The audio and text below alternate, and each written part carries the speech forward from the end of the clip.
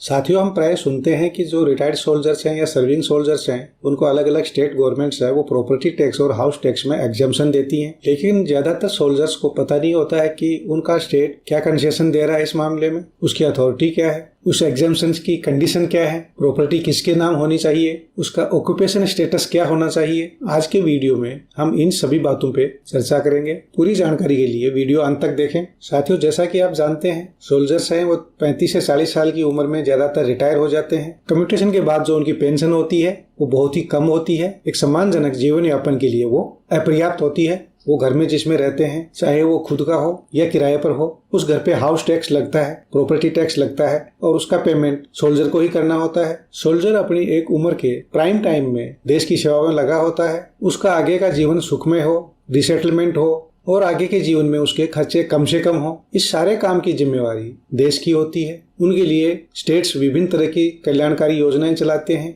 इसमें exemption of house tax, property tax भी शामिल है। बहुत से स्टेट्स इस मामले में काफी सराहनीय कदम उठाते हैं और सोल्जर्स को तथा रिटायर्ड सोल्जर्स को वो बहुत सी सुविधाएं देते हैं। कुछ स्टेट्स इस मामले में काफी पीछे हैं। रक्षा मंत्रालय इस बारे में स्टेट्स को बार बार लेटर्स वगैरह देता रहता है। अभी हम इस टेबल के माध्यम से समझेंगे कि हाउस टैक्स और प्रॉपर्टी टैक्स के मामले में रिटायर्ड सोल्जर्स के लिए स्टेट गवर्नमेंट्स ने क्या प्रोविजन किए हुए हैं। साथियों, आपकी जानकारी के लिए बता दें कि जो हाउस टैक्स या प्रॉपर्टी टैक्स है वो सिटीज में म्युनिसिपल कॉर्पोरेशन और गांव में ग्राम पंचायतें लेती हैं। इस टैक्स से वो अपने एरियाज में विभिन्न तरह के डेवलपमेंटल काम चलाते हैं। तो सबसे पहले बात करें हम आंध्र प्रदेश की, तो आंध्र प्रदेश है वो प्रॉपर्टी टैक्स में, हाउस टैक्स में सर्विंग सोल्जर, रिटायर्ड सोल्जर्स और विडोज को एग्जम्पशन देता है। साथियों, नेक्स्ट बात करें अरुणाचल प्रदेश और आसाम की। इन दोनों स्टेट्स की इंफॉर्मेशन अवेलेबल नहीं है कि ये देते हैं या नहीं देते हैं। नेक्स्ट करें बात बिहार की, तो बिहार स्टेट एक्स सर्विसमैन को प्रॉपर्टी और हाउस टैक्स में कोई एग्जम्पशन नहीं देता है। छत्तीसगढ़ स्टेट देता है, 50% एग्जम्पशन देता है, लेकिन ये उन्हीं रिटायर्ड सोल्जर्स को देता है जो इनकम टैक्स पे नहीं करते हैं। आगे बात करें दिल्ली की, तो दिल्ली में जो गैलेंट्री अवार्ड्स विनर्स हैं उनको 100% टैक्स में एग्जम्पशन मिलता है और जो रिटायर्ड सोल्जर्स विडोज हैं उनको 30% एग्जम्पशन मिलता है। आगे बात करें गोवा स्टेट की, तो गोवा में फुल एग्जम्पशन है, कोई इनकम लिमिट की सीलिंग नहीं है। गुजरात में भी एक्स सर्विसमैन और वार विडोज को प्रॉपर्टी टैक्स, हाउस टैक्स में एग्जम्पशन मिला हुआ है। इसी तरह बात करें हरियाणा स्टेट की, तो हरियाणा स्टेट में भी रिटायर्ड सोल्जर्स को प्रॉपर्टी टैक्स, हाउस टैक्स में एग्जम्पशन है, लेकिन ये एक हाउस के लिए ही है जिसमें उनका खुद का परिवार रहता है। हिमाचल स्टेट में भी हाउस टैक्स, प्रॉपर्टी टैक्स में एग्जम्पशन है, लेकिन इसमें कुछ कंडीशंस हैं। केंद्रीय सैनिक बोर्ड ने केस टेकअप किया है कि जैसे पंजाब और हरियाणा स्टेट दे रहे हैं उसी तरह से भी हिमाचल को भी करना चाहिए। बात करें जे.एंड.के की, तो जे.एंड.के में हाउस टैक्स या प्रॉपर्टी टैक्स लागू नहीं है। आगे बात करते हैं झारखंड स्टेट की, तो झारखंड स्टेट में भी रिटायर्ड सोल्जर्स को कोई प्रॉपर्टी टैक्स में एग्जम्पशन नहीं मिलता है। केंद्रीय सैनिक बोर्ड ने केस टेकअप किया हुआ है, देखते हैं उसका क्या होता है। कर्नाटका स्टेट में हाउस टैक्स में 50% कंसेशन मिलता है रिटायर्ड सोल्जर्स को। केरला स्टेट भी हाउस टैक्स में एग्जम्पशन देता है रिटायर्ड सोल्जर्स को, लेकिन जो प्लिंथ एरिया है वो 2000 स्क्वायर फीट से ज्यादा नहीं होना चाहिए। मध्य प्रदेश में भी प्रॉपर्टी टैक्स, हाउस टैक्स में एग्जम्पशन है,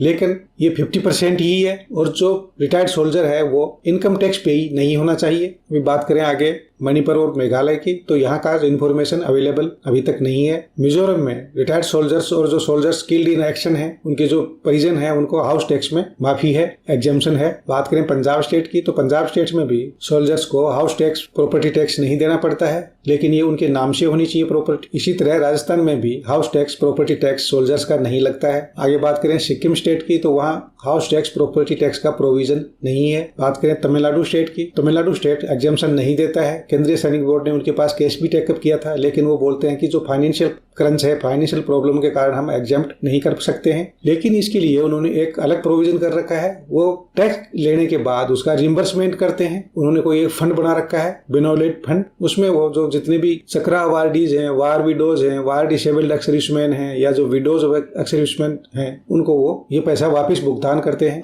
एक तरह से देखा जाए तो ये अननेसेसरी लंबी प्रक्रिया है, सीधा ही एग्जम्प्ट करना चाहिए। तेलंगाना स्टेट एक्स सर्विसमैन को, सर्विंग सोल्जर्स को हाउस टैक्स और प्रॉपर्टी टैक्स में एग्जम्पशन देता है। उत्तराखंड स्टेट में भी हाउस टैक्स, प्रॉपर्टी टैक्स नहीं लगता है सर्विंग सोल्जर्स, रिटायर्ड सोल्जर्स का, लेकिन ये हाउस उनका सेल्फ ऑक्युपाइड होना चाहिए, यानी उनका परिवार उसमें रहना चाहिए। अगर बात करें यूपी की, तो यूपी में जो वार विडोज हैं वो अगर खुद घर में रह रही हैं तो उनका प्रॉपर्टी टैक्स, हाउस टैक्स नहीं लगता है। वेस्ट बंगाल में जो कलकत्ता म्युनिसिपल कॉर्पोरेशन का एक्ट है कोई 1997 का, उसके हिसाब से 25% एग्जम्पशन है डिफेंस पर्सनल को। अब ये सिर्फ कोलकाता में है या पूरे वेस्ट बंगाल में लागू है इसका क्लियर नहीं है। बात करें अंडमान निकोबार की तो वहां पर कोई प्रॉपर्टी टैक्स, हाउस टैक्स नहीं लगता है। और चंडीगढ़ यूटी की बात करें तो 300 स्क्वायर गज तक के हाउस के ऊपर जो रिटायर्ड सोल्जर जिसमें या सर्विंग सोल्जर जिसमें रह रहे हैं, उनका परिवार रह रहा है, उस पर कोई हाउस टैक्स, प्रॉपर्टी टैक्स नहीं लिया जाता है। पौंडीचेरी में भी विदाउट एनी सीलिंग सोल्जर्स को एग्जाम्पशन है प्रॉपर्टी टैक्स में। तो साथियों, ये थी इन्फॉर्मेशन स्टेट वाइज। ये एग्जाम्पशन स्टेट टू स्टेट अलग अलग है।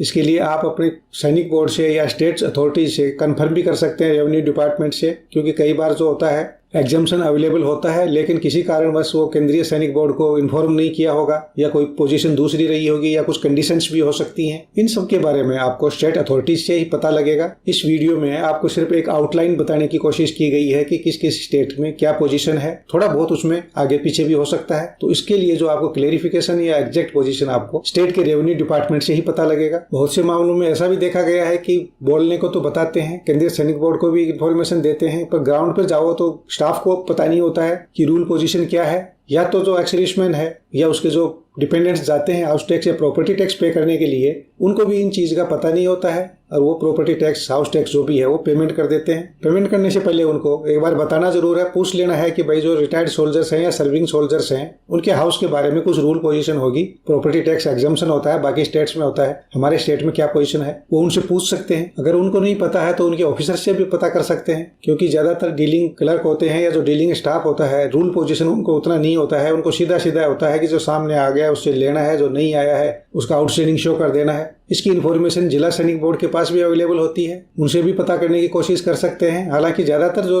रिटायर्ड सोल्जर्स हैं उनका एक्सपीरियंस ये होता है कि वहां बताता कौन है, कोई कोऑपरेट नहीं करता है। ये एक रियलिटी भी है। जिन लोगों के लिए काम करने की सैलरी वो पा रहे हैं उनका वो काम नहीं करते हैं। पहले तो सोल्जर्स भी नहीं जाते हैं उनके पास, कोई गलती से चला भी जाता है तो उससे वो पीछा छुड़वाने की कोशिश करते हैं। हालांकि ज्यादातर जगह में नहीं होता है। मेरा अपना एक्सपीरियंस रहा है मोहाली जिला सैनिक वेलफेयर ऑफिस में। उनका पूरा सेटअप इस तरह से है जैसे आप किसी कॉर्पोरेट के ऑफिस में गए हैं। आपके ऊपर पूरा ध्यान दिया जाता है, आपको अच्छी तरह से बता करके, रूल पोजीशन समझा करके, सेटिस्फाई करके भेजा जाता है। और अगर उनके हाथ का अपना काम है तो वो तुरंत काम करते हैं आपका। बहुत से केसेज में तो ऐसा भी देखा गया है कि जो बाहर के लोग हैं, अदर स्टेट के रिटायर्ड सोल्जर हैं, वो मोहाली में किसी कारणवश रह रहे हैं और उनकी कोई प्रॉब्लम है तो उसको भी वो दूर करने की कोशिश करते हैं, उनकी पूरी हेल्प करने की कोशिश करते हैं। उनका जो पूरा सेटअप है, काम करने का तरीका है, वो बिल्कुल काबिले तारीफ है। अगर उनकी तरह बाकी भी जिला सैनिक बोर्ड के ऑफिसेज काम करेंगे, जिला सैनिक वेलफेयर ऑफिसेज के स्टाफ के बंदे काम करेंगे तो बिल्कुल मैं तो समझता हूँ कि रिटायर्ड सोल्जर की हर समस्या का समाधान हो सकता है। आपका इन मामलों में अपना कैसा एक्सपीरियंस रहा है कमेंट बॉक्स में जरूर लिखें।